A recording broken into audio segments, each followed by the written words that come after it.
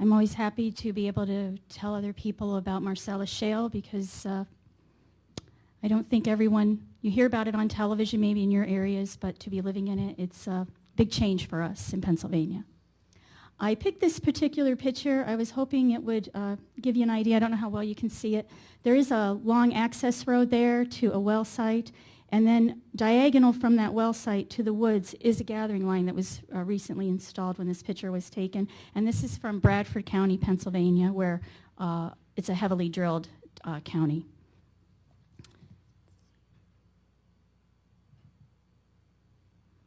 Engineering marvels are nothing new to Pennsylvania, and the northern tier counties, of which Wyoming County is included, host what was at the time the eighth wonder of the world, the Tunkhannock Viaduct. It's quite amazing to stand at the foot of the viaduct. It's a reinforced concrete arch bridge that rises 240 feet over the Tunkhannock Creek and the town of Nicholson.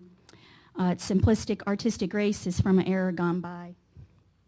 The bridge was a key part of the 39.6-mile relocation of the then Delaware, Lackawanna, and Western Railroad. It consists of 10 180-foot arches and 2 100-foot partially filled abutment arches. The bridge piers were sunk to bedrock, which in some cases was as much as 138 feet below ground. Today, trains that are part of the Canadian Pacific and Norfolk Southern ride over the viaduct. It is still part of the Northeast Rail System. Norfolk Southern is hauling many materials for the Marcellus Shale, including pipe. Pennsylvania is also the birthplace to the oil industry. The first well was drilled by Edwin L. Drake in 1859 in Titusville, Pennsylvania. Mr. Drake hit oil and gas at 69 feet below the surface of the earth. Most in the industry characterize this well as the beginning of the natural gas industry in America. A 2-inch diameter pipeline was built running 5.5 miles from the well to the village of Titusville, Pennsylvania. The construction of this pipeline proved that natural gas could be brought safely and relatively easily from its underground source to be used for practical purposes. Continuing with the development of energy sources in Pennsylvania, from king coal to the more recent development of the Marcellus Shale natural gas play. We are also seeing more engineering feats in industrial sites close to our homes. We are also seeing the beginning of the placement of gathering line system infrastructure.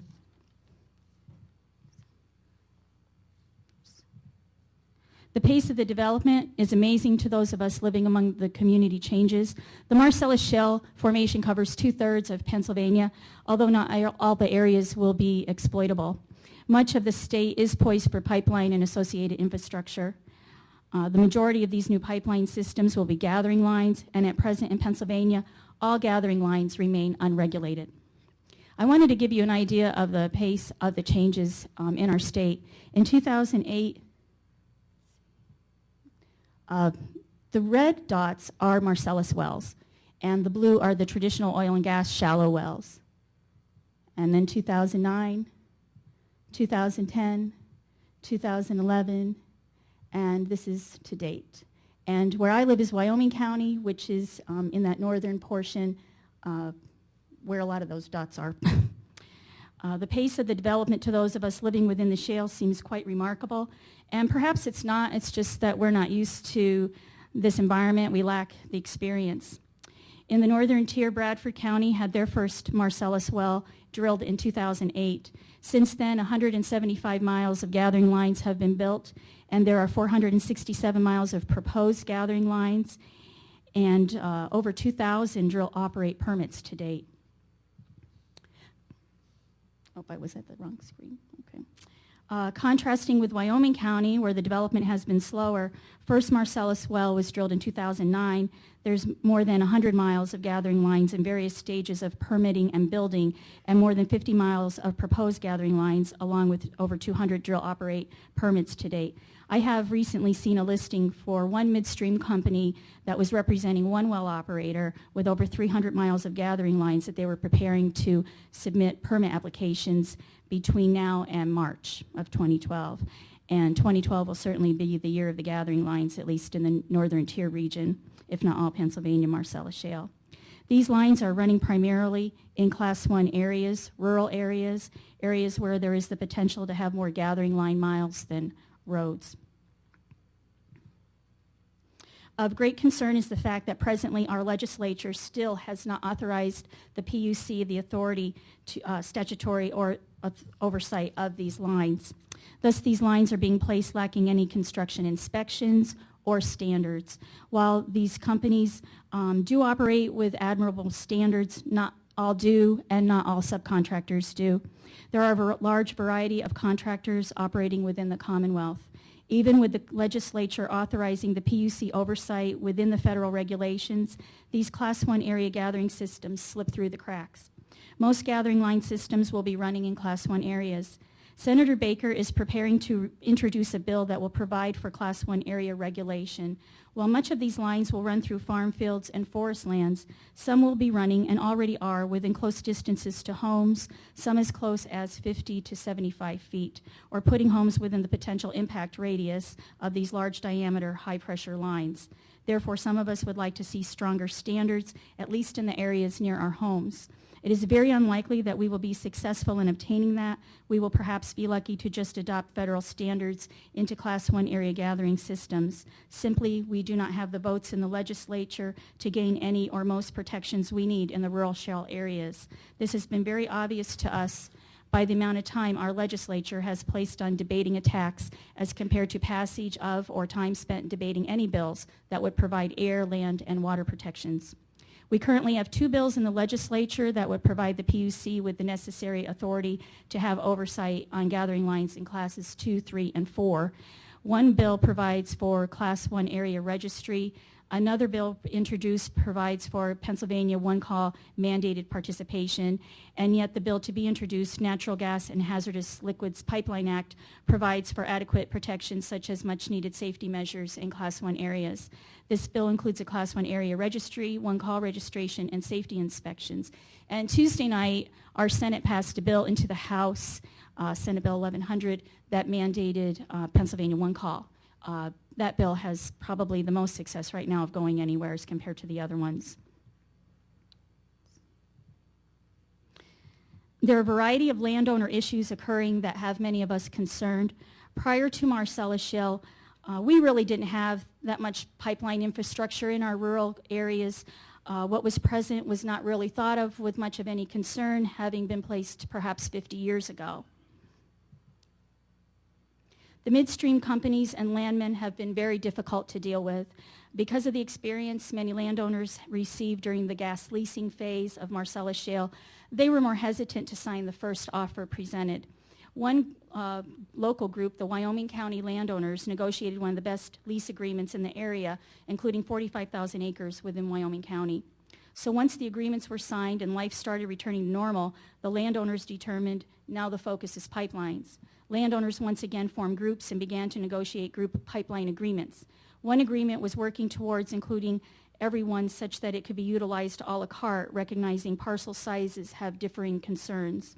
The process was very slow and to a halt at times because the company would continue to reroute the line to avoid dealing with landowners waiting the group agreement. In some areas, they were successful.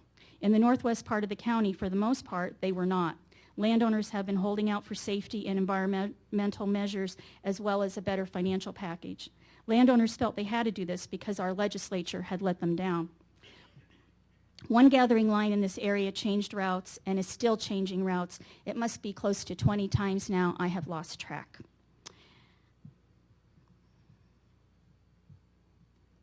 It was just recently Skip and Marlia, primary landowners in the holdout for 2 years, have signed an agreement. They opted in the end not to wait for the group. There had been no further negotiations for many months.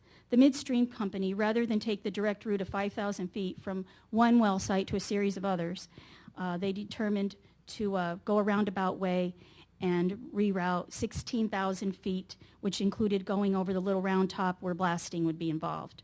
One landowner made several inquiries and was finally told that they would blast and only bury to a depth of 2 feet on the round top. Because of that, they decided not to sign an agreement. However, their neighbor was agreeable. It was only a matter of time as the local community was seeing that they would blast on the round top and were aiming to route through a local wetland as well. And landowners in this new route were willing to sign a $10 deal. Skip and Marlia moved forward with negotiations knowing their route was more community friendly. They were able to secure all the safety and environmental measures they were seeking with no additional financial considerations. They are two of my local heroes. After Skip and Marlia signed their agreement, other landowners began signing as well until the midstream company met a landowner who was also a holdout and holding strong. Most recently, they once again have changed the route, creating more angles to reach the desired location. Oops, what did I do there? Another issue that has arisen is that of the midstream companies, knowing they cannot make deals with township road right-of-ways, have gone ahead and pursued that when their dealings with the landowners became less advantageous.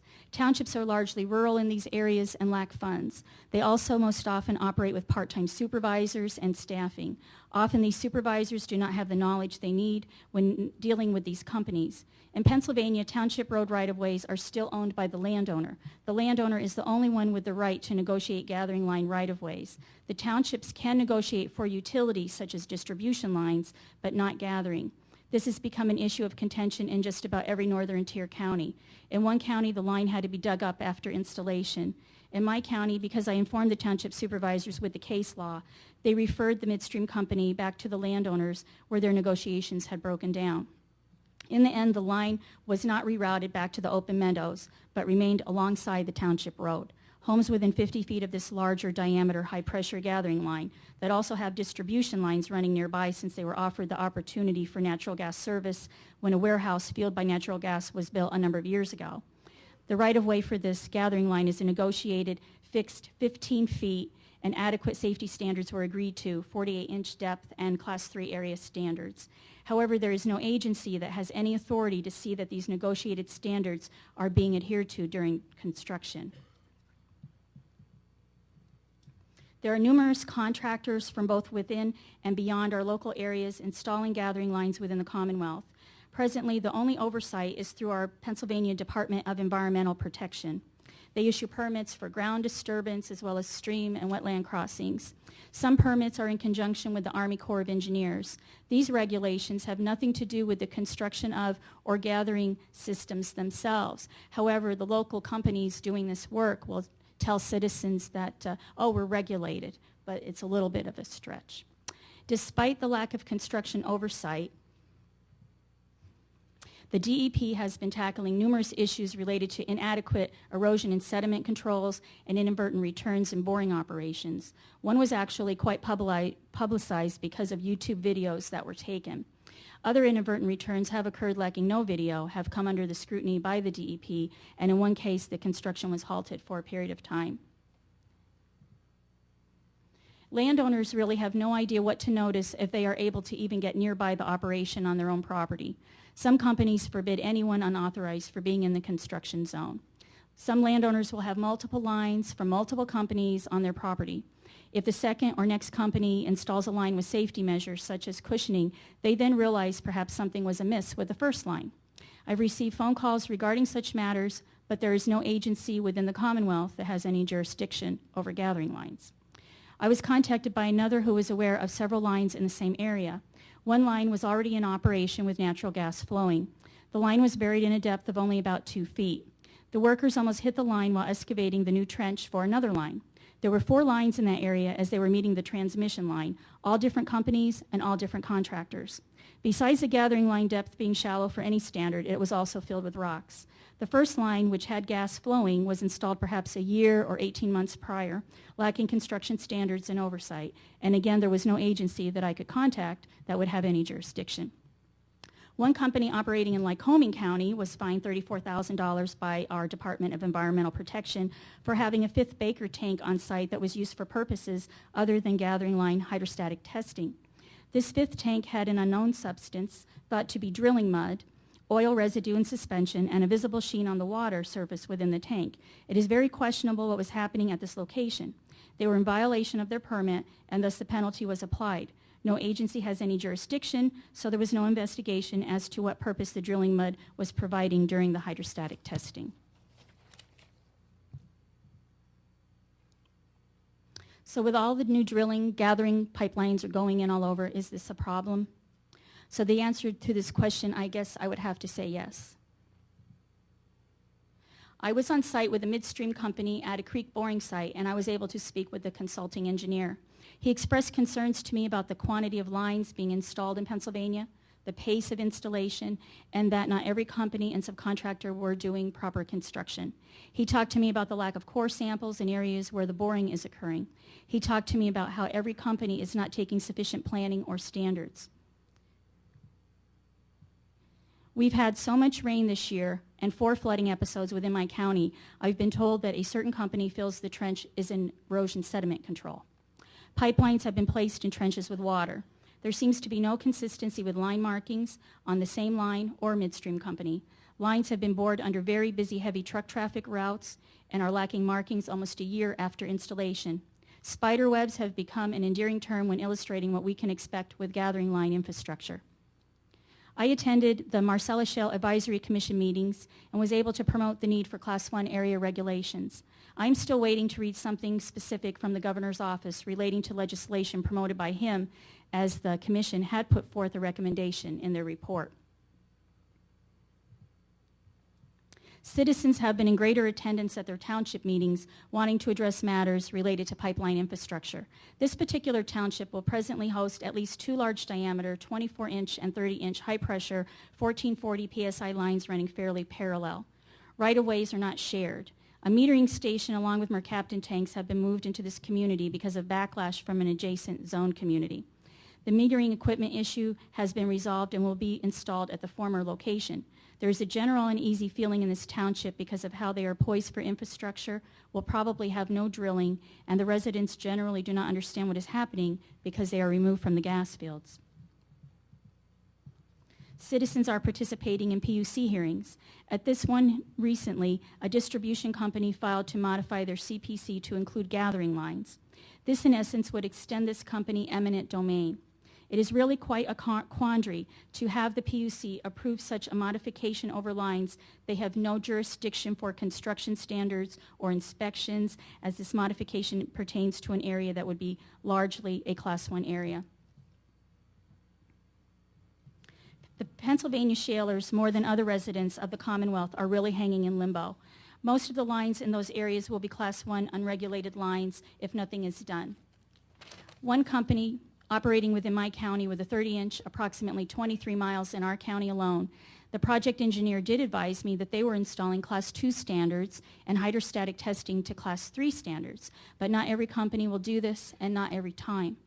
So yes, there is much new drilling, gathering lines are going in all over, and it is a problem. How much of a problem remains to be seen. Thank you.